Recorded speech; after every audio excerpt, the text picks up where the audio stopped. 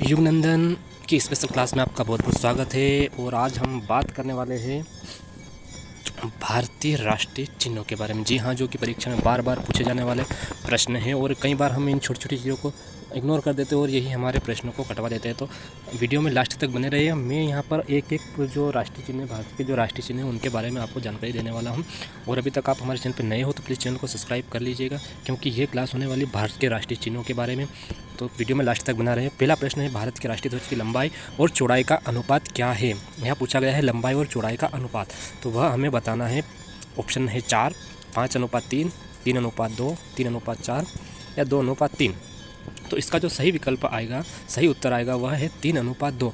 याद रखें, यहाँ पर लंबाई और चौड़ाई का अनुपात पूछा गया है। अगर वही प्रश्न में वो चौड़ाई और लंबाई का अनुपात पूछ लेता तो 2:3 रहता, क्योंकि हमेशा लंबाई 3 में ही आएगी।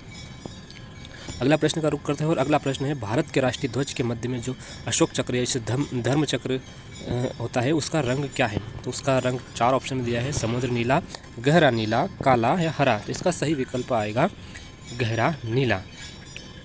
जो राष्ट्रीय ध्वज के अंदर जो चक्र होता है उसका रंग होता है गहरा नीला और इसमें 24 तिलियाँ होती है। वो जो राष्ट्रीय ध्वज की डिज़ाइन बनाई थी वो पिंगाली वेंकैया ने बनाई थी। यह प्रश्न कई बार आता है कि राष्ट्रीय ध्वज की डिज़ाइन किसने तैयार की। तो राष्ट्रीय ध्वज की डिज़ाइन जो है पिंगाली वेंकैया ने दिया था। अगला प्रश्न है, भारत का राष्ट्रीय गान कौन सा है। तो भारत का राष्ट्रीय गान कौन सा है, जन गण मन। जन गण मन भारत का राष्ट्रीय गान है और इसके जो रचनाकार है, जो लेखक है, वो रविंद्रनाथ टैगोर है। और इसे पहली बार 1911 में कलकत्ता अधिवेशन में गाया गया था। कब गाया गया था, पहली बार उसे 1911 में कलकत्ता के अधिवेशन में इसे गाया गया था। और इसे संपूर्ण रूप से गाने का जो समय है वह 52 सेकेंड है। कितना है, 52 सेकेंड है। अगला प्रश्न है, भारत का राष्ट्रीय गीत कौन सा है। जी हाँ, वह राष्ट्रीय गान था जन गण मन, और यहाँ राष्ट्रीय गीत पूछा गया। तो राष्ट्रीय गीत कौन सा है, तो इसका सही विकल्प आएगा वंदे मातरम। वंदे मातरम गीत हमारा राष्ट्रीय गीत है और ये बंकिम चंद्र चटर्जी ने लिखा गया था। और इस गीत के गायन की जो अवधि है वह 65 सेकेंड है। याद रखिए, राष्ट्रीय गान की जो गायन अवधि है वह 52 सेकेंड है और राष्ट्रीय गीत की जो गायन अवधि है वह 65 सेकेंड है।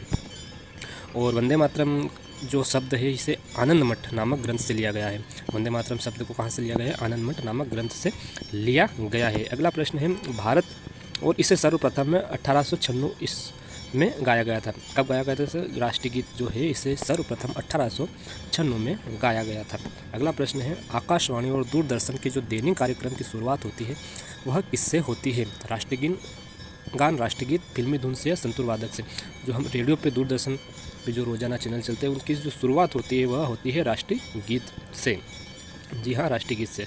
अगला प्रश्न, सारनाथ में जो स्थित राष्ट्रीय स्तंभ का कौन सा भाग प्रतीक के रूप में लिया गया है। जो सारनाथ का हमारा राष्ट्रीय भाग स्तंभ है उसका जो भाग है वह कौन सा लिया गया है, तो उसका शीर्ष भाग लिया गया है। कौन सा भाग लिया गया है, शीर्ष भाग, जो कि इस प्रकार से दिखता है। ये शीर्ष भाग इसको राष्ट्रीय प्रतीक के रूप में लिया गया है। भारत के राष्ट्र प्रतीक में कौन सा पशु जो दृष्टिगत नहीं है। याद रखिए, जो भारत का प्रतीक लिया गया है उसका 4 मुख है। कितने मुख है, 4 मुख है। लेकिन हमें है प्राय 3 ही दिशा या 3 ही मुख दिखाई देते हैं। और उनमें से 3 प्रतीक इसे कौन से जो दिखाई देते हैं, तो उसमें से 3 प्रतीक तो दिखाई देते हैं, लेकिन एक प्रतीक जो नहीं दिखाई देता वह प्रतीक है हिरण। जी हाँ, हिरण पीछे के ओर छिपा रहता है जो हमें नहीं दिखाई देता है। जबकि सिंह, सांड और घोड़ा हमें स्पष्ट रूप से हमें राष्ट्रीय चिन्ह के अंदर दिखाई पड़ता है। जो अशोक का स्तंभ है तो उसमें दिखाई पड़ता है। अगला प्रश्न है, भारत के राष्ट्रीय चिन्ह में कितने शेर दिखाई देते हैं। अभी बात की गई 3 दिशाओं दिखाई देती है, तो उसमें सही उत्तर आएगा 3। ये देख लीजिए, इस प्रकार से 3 शेर हमेशा दिखाई देते हैं, जिसमें हमें घोड़ा और सांड भी दिखाई देता है, लेकिन इसके पीछे जो हिरण है वह हमें नहीं दिखाई पड़ती है। जबकि अशोक चिन्ह जो है ना, ये सारनाथ में स्थापित स्तंभ से लिया गया, अशोक स्तंभ से लिया गया। इसमें मूल रूप से 4 सिंह बने, लेकिन हमको इसमें 3 ही दिखाई पड़ते हैं। भारत के राष्ट्रीय संवत के रूप में किस संवत को मान्यता दी गई है। तो भारतीय जो राष्ट्रीय संवत है उसके रूप में शक संवत को मान्यता प्रदान की गई है। शक संवत में जो पहला मास प्रारंभ होता है चैत्र सुदी से प्रारंभ होता है और अंत फाल्गुन पे होता है। लेकिन हम अंग्रेजी कैलेंडर को जानते हैं तो इनका प्रथम माह जनवरी से स्टार्ट होता है और दिसंबर पे समाप्त होता है। इसी प्रकार शक संवत का जो कैलेंडर होता है इसमें प्रथम माह चैत्र माह होता है और अंत का माह जो होता है फाल्गुन माह होता है। अगला प्रश्न है, भारत का राष्ट्रीय पशु कौन सा है। जी हाँ, भारत का राष्ट्रीय पशु पूछा गया है। तो भारत का जो राष्ट्रीय पशु है वह बाघ है। भारत का जो राष्ट्रीय पशु है वह बाघ है, लेकिन बाघ से पहले राष्ट्रीय पशु सिंह था। या हम बब्बर शेर को बोल सकते हैं। बाघ से पूर्व राष्ट्रीय पशु बब्बर शेर या सिंह था। भारत का राष्ट्रीय पक्षी कौन सा है? तो भारत का जो राष्ट्रीय पक्षी है वह मयूर है। जी हाँ, मयूर भारत का राष्ट्रीय पक्षी है। जो मध्य प्रदेश के मुरैना जिला में राष्ट्रीय पक्षी बहुत ही मात्रा में या बहुत ज़्यादा देखने को मिलते हैं। ये रही थी आज की क्लास, जिसमें हमने भारत के कुछ प्रतीक चिन्हों के बारे में जाना। तो आशा करता हूँ अगर वीडियो अच्छी लगी हो, अगर वीडियो अच्छी लगी हो तो सभी दोस्तों के साथ में इसको शेयर कीजिए और चैनल को सब्सक्राइब कर लीजिए और वीडियो को लाइक करके ज़रूर जाइएगा। धन्यवाद।